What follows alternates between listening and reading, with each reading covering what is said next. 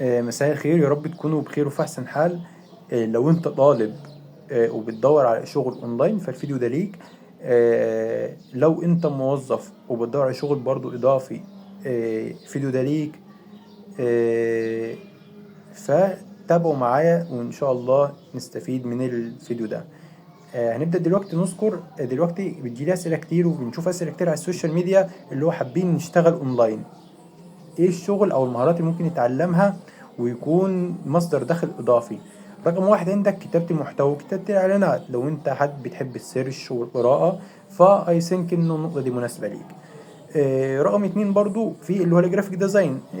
حد بتعرف تستخدم كانفا، فوتوشوب، حد عندك حبة كرييتيف كده، فاي ثينك برضو انه النقطة دي مناسبة ليك. في برضو البرمجة وتطوير المواقع، دي نقطة كويسة جدا. في عندك البيع اونلاين، انت ممكن تشوف مكان مثلا او مكتب او حاجة، تقول له مثلا ان انا اخد منك المنتجات اللي عندك وانا بيعها مثلا ويبقى لي نسبة، او انت مثلا تسوق لحد. تمام، دي نقطة. وبما انه ذكرنا التسويق فالتسويق برضو مهارة. وفي الترجمة وفي التصوير وفي المونتاج وفي التدريب. تمام، وتحليل البيانات والتعليق الصوتي كمان. تمام، وإدارة المنصات، إنك تمسك مثلا صفحة وتديرها على اللي هو السوشيال ميديا. دي نقطة. كمان خدمة العملاء، وفي المودريشن، وفي إدارة الأعمال، وفي برامج الأوفيس اللي هو زي الوورد، الإكسل، الباوربوينت.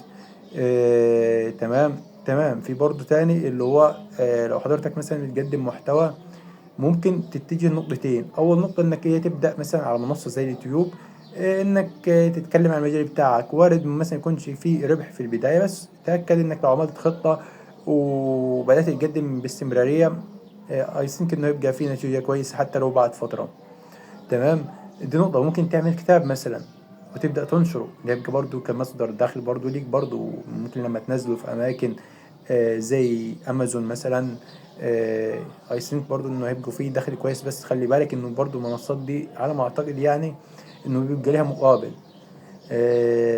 فكل هذه افكار برضو ممكن تساعدك انك تشتغل اونلاين. طب هتقول لي انا دلوقتي اتعلم منين؟ يعني حلو خالص، انا عرفت المهارات دي، بقى اتعلم منين؟ هقول لك التعليم هيجي من خلال قدامك نقطتين او ثلاثة. اول نقطة اللي هو اليوتيوب. اليوتيوب مصدر كويس جدا ومجاني. تاني حاجة منصات زي تيرا كورسز، زي منصة يوس، زي منصة كورسيرا. كل المنصات دي، وفي منصات كتير جدا. لو كتبت على جوجل بس منصات كورسات اونلاين هتظهر لك لستة كبيرة جدا. تمام، طبعا انت في الفلترة هتختار المجاني. دي نقطة. النقطة الثالثة بقى الشات جي بي تي أو أدوات الذكاء الاصطناعي، دي هتساعدك جدا على فكرة. وخلي بالك إنه أي مهارة حاول تتعلمها تعمل ميكس بينها وبين الذكاء الاصطناعي. تمام، لأنه الذكاء الاصطناعي يعني هيساعدك جدا. و... وأي حاجة تتعلمها لو عملت بينها ميكس هي والذكاء الاصطناعي هتفرق جدا معاك بكرة وبعده إن شاء الله. تمام. طب احنا جبنا على اول سؤال ايه المهاره اللي ممكن نتعلمها او الشغل اللي ممكن نشتغله اونلاين، فذكرنا المهارات. طب نتعلم منين؟ برضو ذكرنا الثلاث نقاط. قلنا اليوتيوب، الكورسات، ممكن تستخدم الذكاء الاصطناعي يساعدك في المصادر يعني.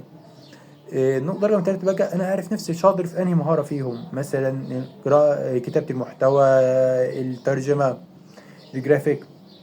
يقول لك طبعا من خلال التجربة تقدر تحدد أنت شاطر في أنهي مجال، أن أنت شاطر في أنهي مهارة.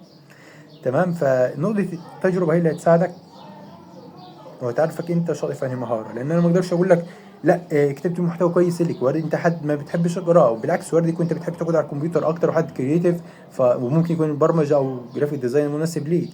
تمام، ففكرة التجربة وفكرة انك تعمل سيرش حتى لو بسيط جدا عن المهارة اللي انت شايف نفسك فيها او حابب المهارة دي، فايثنك النقطة زي دي هتفرق جدا معاك.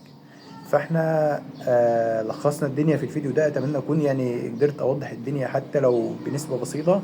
وبالتوفيق ان شاء الله. لو اي حد عنده اي سؤال يقدر يسيب سؤاله في الكومنتات. وبالتوفيق، دمتم بخير.